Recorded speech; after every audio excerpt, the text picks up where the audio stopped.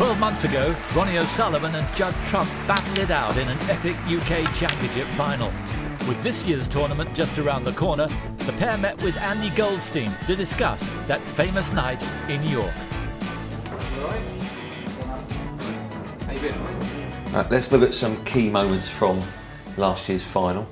This was a huge shot for you, Judd. You're 4-1 down, and there's a massive difference between, of course, 4-2 and 5-1. You've got to pot the black here, and you're trying to knock that red off the cushion just above the pink, which is a fantastic shot. Not only have you knocked it off, it's now in open play, and you're plumb on the red in the middle. Now, I've seen this a few times, and I think you get a slight kick, because obviously you miss it. Why did you miss it? Do you remember the shot? Do you remember the misses? Yeah, I remember. It was slightly straight, so I tried to pinch some of the pocket to come down, and obviously I just ended up taking my eye off it. Also, it was such a big point in the match where I felt if I nicked that one, I could sort of hurt Ronnie a little bit and then get back into it from there. Obviously, if he gets his frame, he's 5-1 up. I can't possibly get a lead in the first session. He can kind of just relax and build up a really big lead. So, this is one of my favourite shots from the final. Everyone has played this shot in the club and never ever thought about doing what you did, which was moving the black off the cushion. I think that was a fantastic shot. Yeah, well, I needed to get the black out because obviously it was so tight to the cushion. So, yeah, it turned out all right. It turned out all right. I've never heard you say it was fantastic.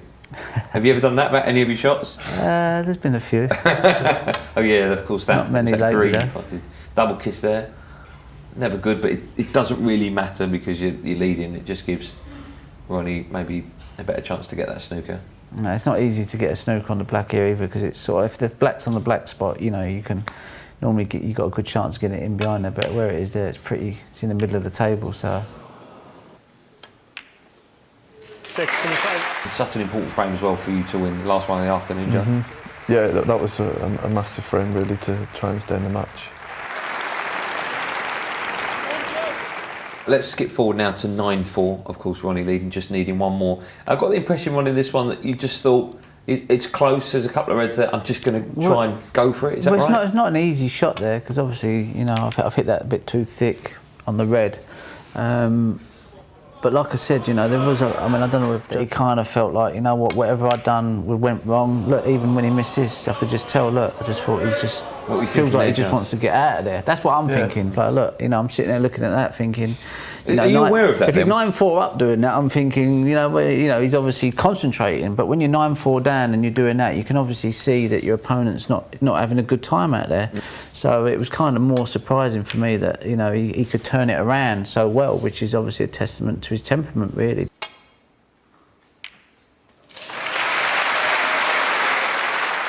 That one made it 9-5. When do you start thinking, I've got a chance here?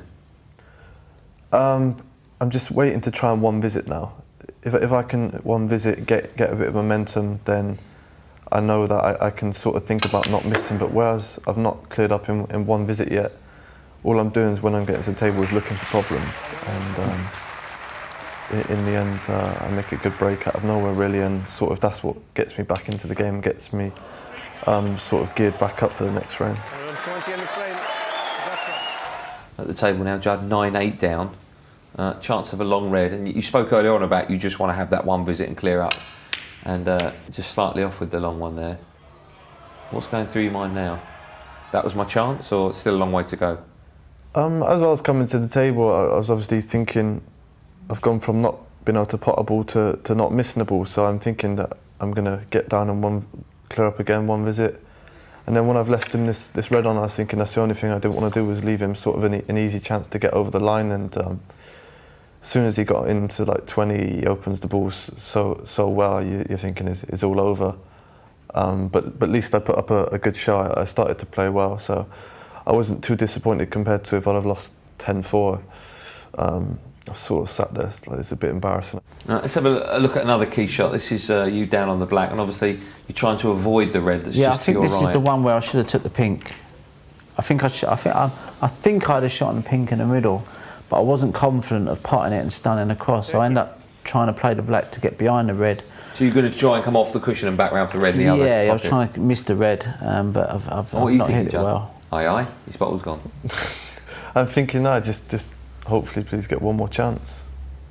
and I'm thinking where the balls are, there's not really that much safe. So if I can pot one. Now, let's have a look at another key shot. This is you down on the black, and obviously you're trying to avoid the red that's just to your right. Yeah, I think this is the one where I should have took the pink.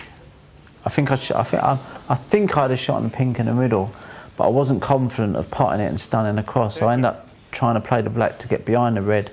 So you're going to try and come off the cushion and back round for the red in the other? Yeah, I was pocket. trying to miss the red, but I've not hit it well. Aye, his bottle's gone. I'm thinking, no, just hopefully please get one more chance.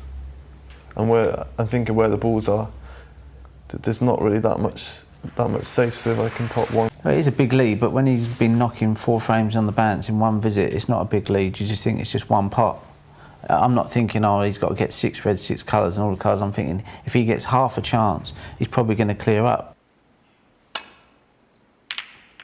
You've played a good safety there. Well, the red's come back with you. That's actually a bad safety. Got away with it. I got away with it there, but I remember Judd potting this red. I remember coming back to my chair thinking, I've got away with that. But then I'm thinking, well, I haven't, because if he pots this red, he's bang on the black. And then I'm thinking, there's a red on the left-hand side of the cushion, which is my only saviour. But if he misses this, he loses the final. It's just what I'm thinking, and bang, it goes straight in the middle. That must go through your mind as well, Judd, when you're down on that red. This is it, if I miss it, I've lost. Yeah, I knew I'd have lost if that didn't go in, and also the way I'm queuing, like bang in front of Ronnie's chair, I'm scared of. I don't want to see my arm twitch in front of him.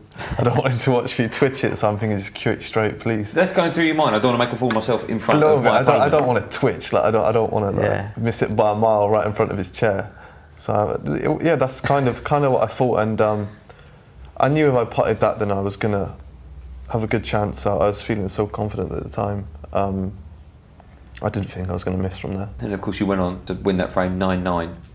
Pressure's on who? Pressure's not on Ronnie. It's still on you, Ron. So it's been on you from really 9-4, isn't it? From 9-5. No pressure whatsoever on Judd. So all the way he's coming back to 9-6, 9-7, 9-8 and even 9-9. Yeah, 9-5, 9-6, I was like, yeah. Because obviously it was mine to lose, and you know, Judd had everything to gain because no one expected him to win from there. With all that pressure on you, you've pulled out, you know, an incredible long red. Yeah, I remember just thinking, right, well, it's 9-all. You got nowhere. There's nowhere to go now. It's you know, it's all on this frame. And I remember I fancied that, to be honest with you. So you can get a 20 or a 30. And what are you thinking, Judd? Because he's just produced a fantastic red. Yeah, I mean, it wasn't a bad break-off. I'm a little bit annoyed. I'm thinking, how's he potted that after what I've just done? And then I'm thinking that he's pretty much he's 2 inches there, 2 inches too high from frame being over. If he pops that, finishes low, flicks the 2 reds away, I'm thinking it's game over from there. So he still had a little bit to do. This obviously was a massive turning point. I don't know if you remember, but you pushed the red up the table slightly round to the middle. Yeah. Of where the blue is and the white just behind the green. It was a fantastic shot. Your safety actually in this final one was very good. It was such a hard position at that point. I'm just thinking about maybe just smashing the balls and hoping for the best. It was that hard at the point. I knew at this point if I left anything, then I'm probably not getting back to the table. So you're going for what, the furthest to the left, that red? I'm trying to hit the top red here on the left-hand side. Okay. Dead weight though. And then just flick to the left of that. And the cushion just reacted a little bit squarer than I thought it was going to. You thinking just get a decent score, or I can win the match from here? Oh no, I'm thinking I've got to go game here. If I don't go game here, then you know, especially in the frame before when I was 60 in front, I'm thinking I don't deserve to win. I knew if I built up enough lead with reds and pinks, there was a good chance I wasn't going to need to get them 2 reds. If you want for the match. Can you remember what you said, Joe?